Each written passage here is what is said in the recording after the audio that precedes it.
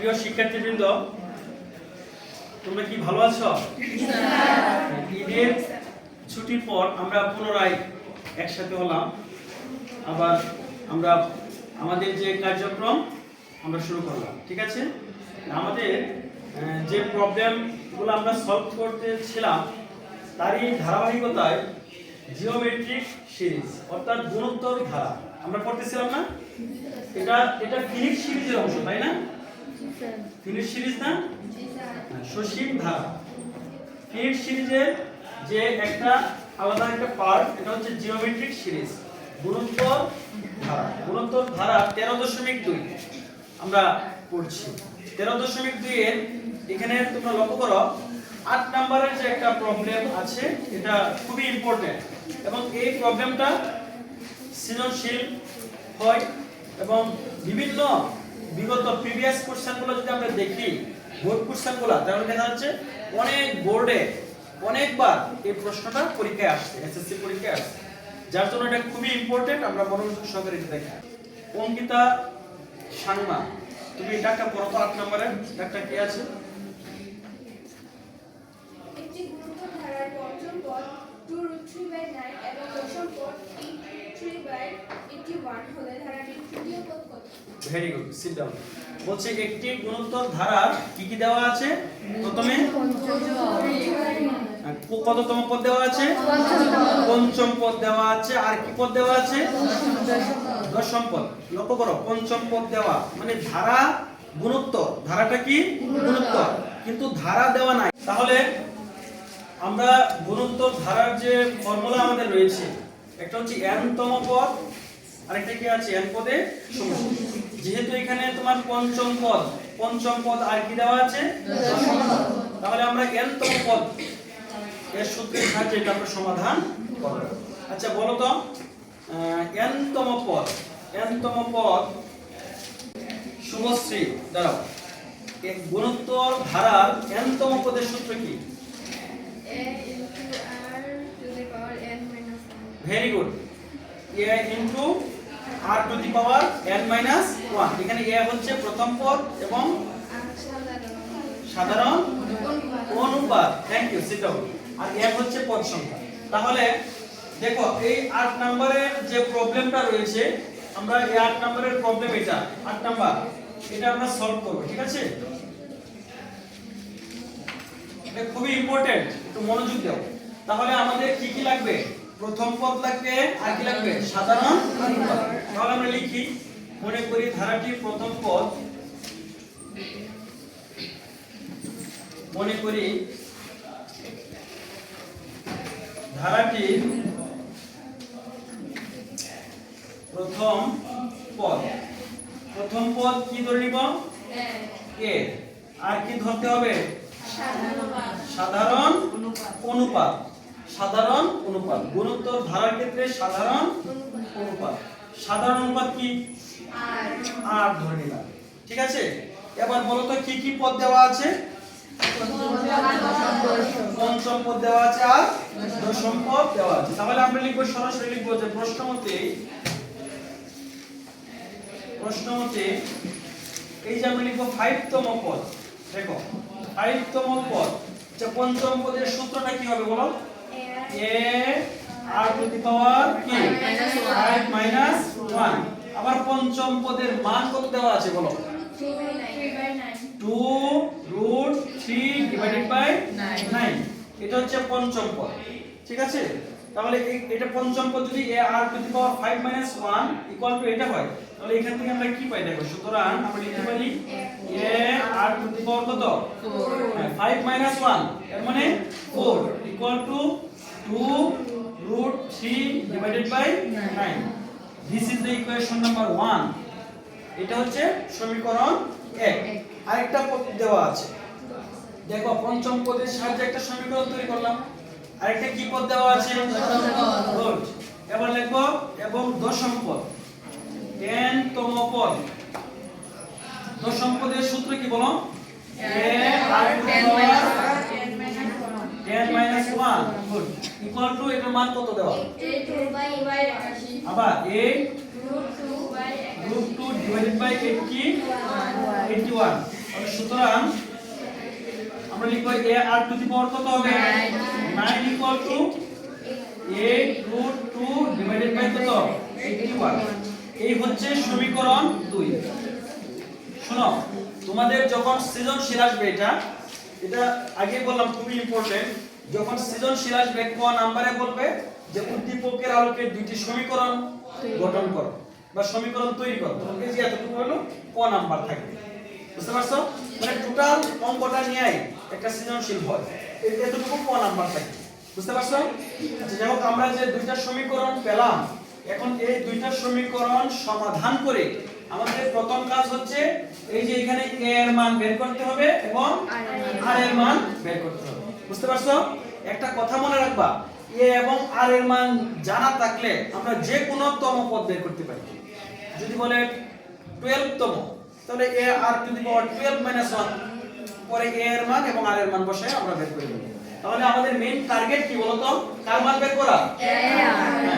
এই যে a এর মান বের করা এবং r এর মান। a এর মান এবং r এর মান বের করতে চাইলে আমাদের এই যে আমরা দুইটা সমীকরণ পেলাম, এই দুইটা সমীকরণ থেকেই আমাদের কাজটা করতে হবে। সিস্টেমটা মনে থাকবে, প্রথমে আমরা দুইটা সমীকরণ দিব, এই দুইটা সমীকরণ থেকে পরে আমরা সমাধান করব। এখন লক্ষ্য করো, এটা a r টু দি পাওয়ার 4, এখানে a r টু দি পাওয়ার 9। তোমরা বলো তো সমীকরণ বড় কোনটা? এইটা 2 নং সমীকরণটা বড়। হ্যাঁ, তাহলে আমরা লিখব 2 নং কে 1 নং দ্বারা ভাগ করি। লিখব 2 নং কে 1 নং দ্বারা কি করি? 1 নং দ্বারা ভাগ করি। 2 নং কে 1 নং দ্বারা ভাগ করি। অর্থাৎ 2 নং সমীকরণকে আমরা 1 নং সমীকরণ দ্বারা কি করব? ভাগ করব। এখন শোনো, ভাগ করার নিয়ম কি? যেহেতু এটা একটা সমীকরণ, বাম পক্ষ ডান পক্ষ আছে, ভাগ করার নিয়ম কি? ভাগ করার নিয়মটা হচ্ছে বাম পক্ষ দিয়া ভাগ, ডান পক্ষকে ডান পক্ষ দিয়া ভাগ। সমান থাকবে একবার, না দুইবার সমান দিতে হবে? একবার। কয়বার দিতে হবে? একবার। তাহলে আমরা এই পাশে কাজটা করি, চলো আমরা এই পাশে কাজটা করি। 2 নং এটা, তাই না? কি বলা হচ্ছে? 2 নং কে 1 নং দ্বারা ভাগ। তাহলে 2 নংটা আগে লিখতে হবে। লিখলাম আমরা a r টু দি পাওয়ার 9, নিচে কি হবে বলো তাহলে? এই যে a r to the power 4 equal to, এবার 2 নং এর যে মান দেখো, 2 নং এর মান কি? 8√2/81। আর 1 নং এর মান কি আছে? 2√3/9। এটা আমরা কি করছি? ভাগ করছি। এবার ভাগ করে দেখো তাহলে কি হয়? a এবং a কি হবে? কাটা। আর এটার সাথে কি এটা কাটা যায়? যায় না। এখানে r কয়বার আছে? 9 বার। এখানে r আছে 4 বার। তাহলে এটার সাথে এটা 4 বার কি কাটা যাবে না? কথা বলো, যাবে? যাবে। তাহলে r যদি এটার সাথে এটা কেটে দেই, তাহলে r টু দি পাওয়ার কত থাকবে? 5। তাহলে আমরা লিখব বা r to the power 5 equal to, আর দেখো এই যে এটা হচ্ছে ভাগ, হ্যাঁ, এটা হচ্ছে লব, এটা হচ্ছে হর। লবে ভগ্নাংশ, হরেও ভগ্নাংশ। এই ভগ্নাংশকে কি ভগ্নাংশ বলা হয়? জটিল ভগ্নাংশ। এই ভগ্নাংশকে কি বলা হয়? জটিল ভগ্নাংশ। আর জটিল ভগ্নাংশ উঠানোর নিয়ম কি? লব ইনটু উল্টাও হর। লব ইনটু উল্টাও হর, মানে হরটা উল্টে দাও। তাহলে লব যা আছে তাই থাকবে, 8√2/81। আর এটা হর উল্টে যাবে, কি যাবে বলো? 9/2√। কি বুঝতে পারছো কিনা বলো? হ্যাঁ, এই ধরনের ভগ্নাংশ উঠানোর নিয়ম এটা মনে থাকবে। আচ্ছা, এবার দেখো আমরা কিছু অংশ কাটতে পারি। কি কাটতে পারি? 9 দিয়ে 21 কে কাটা যায় না? 9 9 21। আবার 2 দিয়ে 8 কে কাটা যায় কতবার? 4 বার কাটা যায় না? হ্যাঁ, মনে রাখবা এই √2 এর সাথে 8 ইনটু সম্পর্ক, আবার √3 এর সাথে 2 কি সম্পর্ক? এটাও ইনটু সম্পর্ক, এইজন্য কাটা দিলাম। কাটার পরে কি থাকে? r to the power 5 equal two, বলো কি থাকে? 4√2/9। আর উপরে কি থাকে? উপরে 4√2। আর নিচে কি থাকে? 9√3। ঠিক আছে, এটা হচ্ছে r টু দি পাওয়ার 5 এর মান। ওকে, তোমরা কি এটা উঠেছো? মুছাইতে পারি? Thank you. তাহলে সমাধান করব। এটা আমরা কিভাবে সমাধান করব? দেখো r to the power 5 equal two আমি একটু ভেঙে এটা তোমাদের লিখছি যাতে বুঝতে সুবিধা হয়। এটাকে আমরা লিখব 2 ইনটু 2 ইনটু আর এটাকে লিখব 3 ইনটু 3 ইনটু কি মান একই আছে না পরিবর্তন? একই আছে। গুড। বা r to the power 5 equal two দেখো r to the power 5 equal two এবার বলো তোমরা বলো তো একটা সংখ্যাকে রুট আকারে লেখলে কয়বার লেখা যায়? দুইবার। Very good. কিভাবে? √2 ইনটু মানে একটা সংখ্যাকে রুট দিয়ে লিখলে দুইবার লেখা যায়। কয়বার লেখা যায়? দুইবার।